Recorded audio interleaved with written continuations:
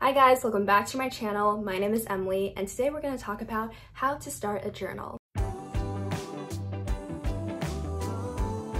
So I started keeping my journal back in high school and it's been on and off for around 6 to 7 years now, but it wasn't until last year when I actually started writing it very consistently. So I thought this would be a good way for me to share the tips that I learned in the past year. So if you're someone who is struggling to start a journal, or you don't know how to keep up with it, or you just don't know what to write, then this is the video for you, and let's get right into it.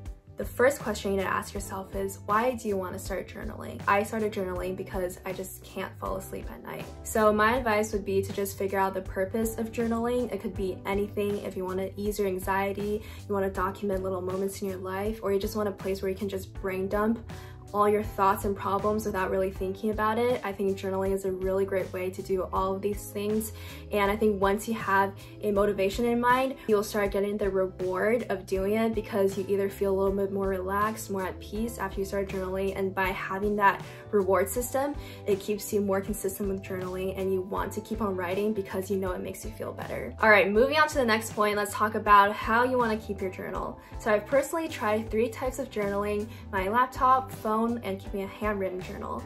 And now I'm gonna go through these 3 options and you can see which one works best for you. Why did I do this? Alright, so first let's talk about how to keep a journal on your laptop. So I have this folder on my laptop for my journal entries called... Obviously, I'm not going to tell you the name of the folder because that would be way too compromising, but let me just go through my experience of journaling on a laptop.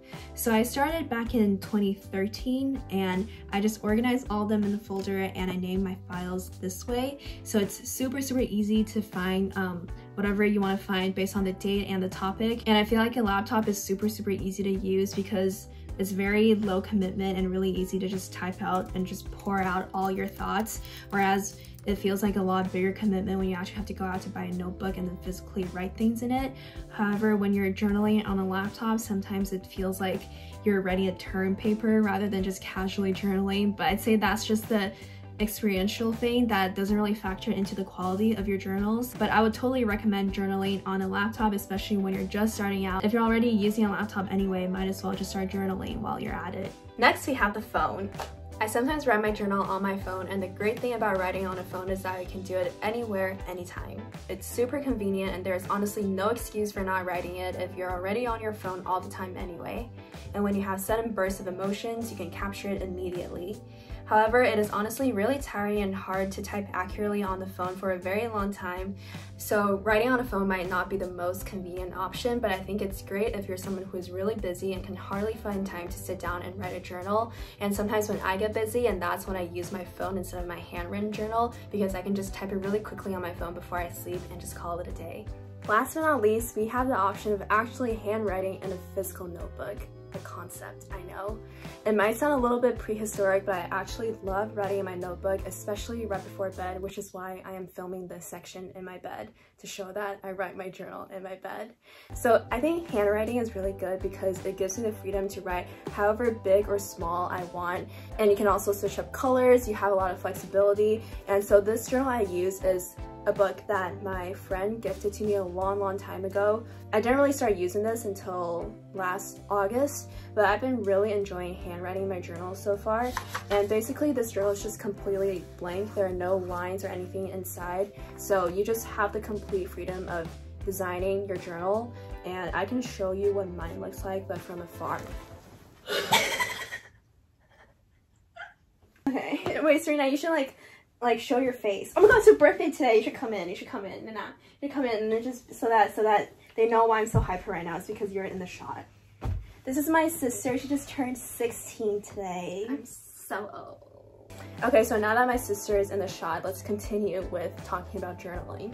So after experiencing with laptop and phone, I realized that journaling on my notebook is still my favorite way of doing it because I think it's really nice to have a physical memento to look back on, and sometimes your handwriting varies based on your mood of that day, so I think it's just so much more interesting to read something that is handcrafted rather than something that's digital. The only bad part about handwriting your journal is that my hand definitely hurts a lot sometimes from writing too much when I just have too many feelings. But I think the sense of accomplishment that you have is definitely worth it, especially when you go back and flip through all the pages. Another thing about handwriting journal is that I feel like you shouldn't put too much pressure on yourself for finding the perfect notebook, like the most aesthetic one, or using the right pens. Honestly, I think anything works. Just like a good enough notebook that makes you want to look back on and write in it, I think that's good enough. You don't have to feel pressured into buying something fancy. So these are the main journaling methods that I would recommend, and obviously there's so many options out there. For example, writing on your iPad or carving on a stone. So it all just kind of depends on what you want to do, and I figured out that handwriting is the best option for me. So my best advice is just to experiment with these different forms and figure out what works best for you.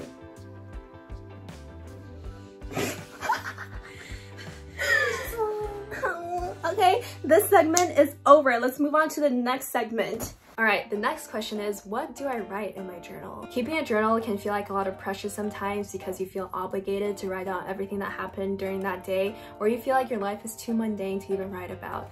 And honestly, that's probably true. I feel like, including my life too, there's nothing extraordinary happening every single day, but I strongly believe that you can still make your journal super interesting and meaningful to look back on. And that's why I looked through my notebook and concluded 3 things that I always write about, which are feelings, moments, and revelations. As boring as your life may be, I'm sure you still feel emotions throughout the day, and I think tracking feelings is honestly more meaningful than just tracking the events that happen in your life, because I think through feelings you can really witness your self-growth and see how your mental health has changed over time. As you write more and more, you start witnessing patterns in your journal. You start to see how certain things always make you feel sad or depressed. Certain people, when you see them, they always make you feel a certain way, and that is how you cut out the toxicity in your life, because you figure out what is the best for you by tracking your feelings. And one of my favorite YouTubers, the Bliss Bean, I'll link her channel somewhere here. She also mentioned a tip in her journaling video about how she writes down the day of her menstrual cycle in her journal, and that is something that I want to incorporate into my journaling as well,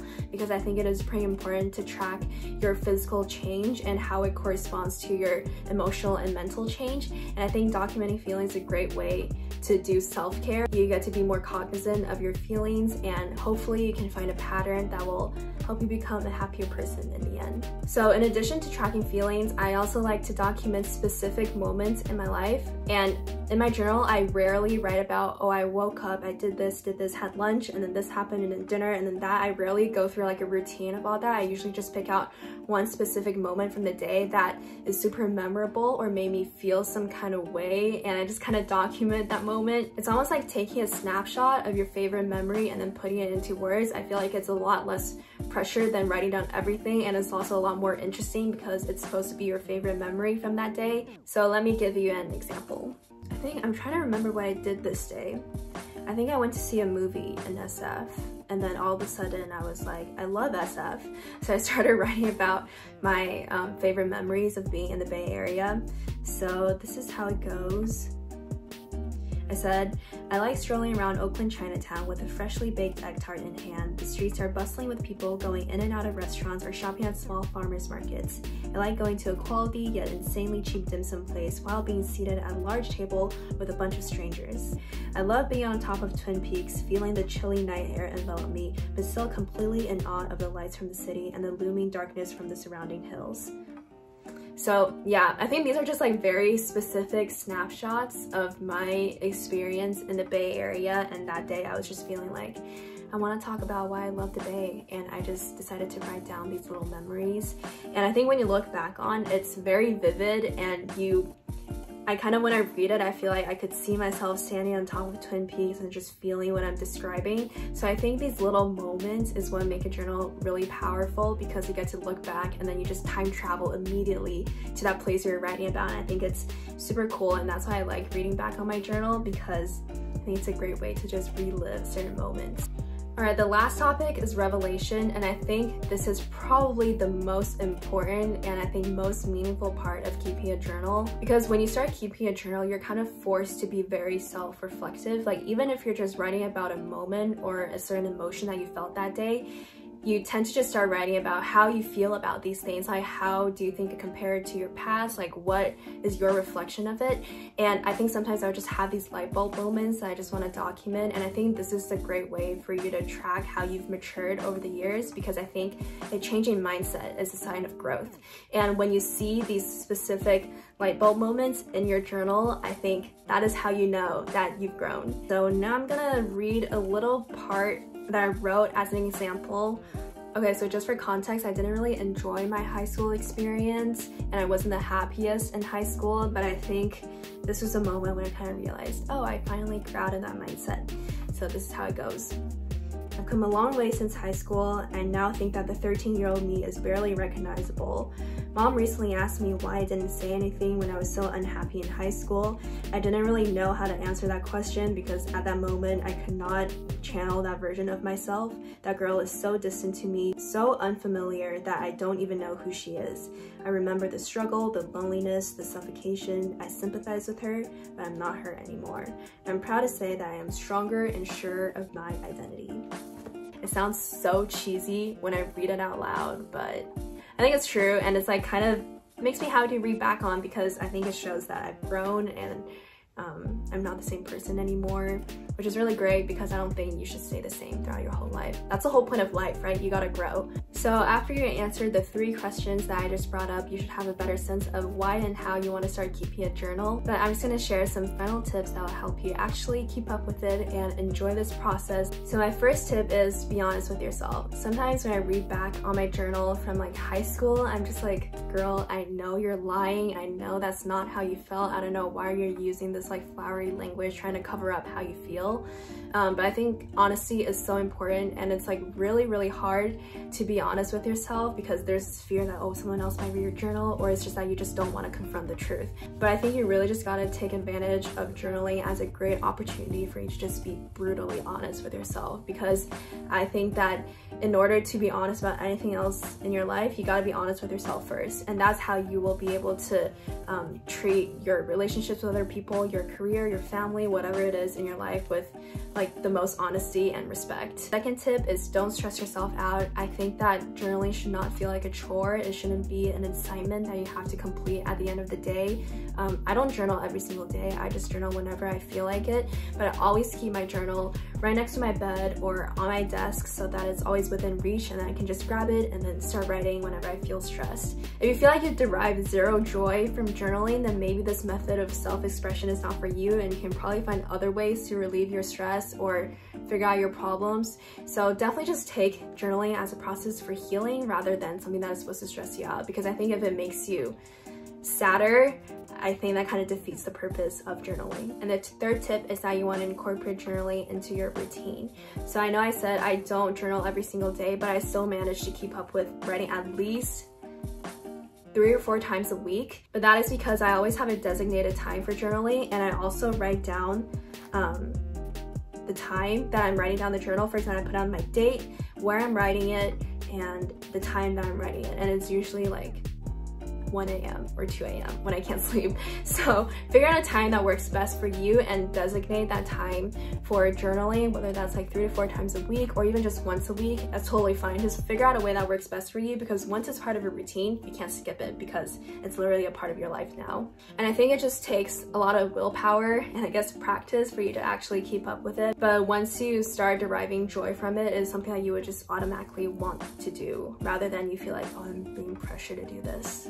Alright, that's it for the video. I hope you found this video enjoyable and helpful to watch. I would love to hear from you in the comments about some of the tips that you have for journaling or your experience with it. And also please subscribe to my channel if you haven't yet, because I would love to see you again in the next one.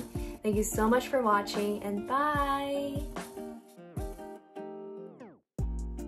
Okay, 我们先练一遍是什么？先练一遍，先出去。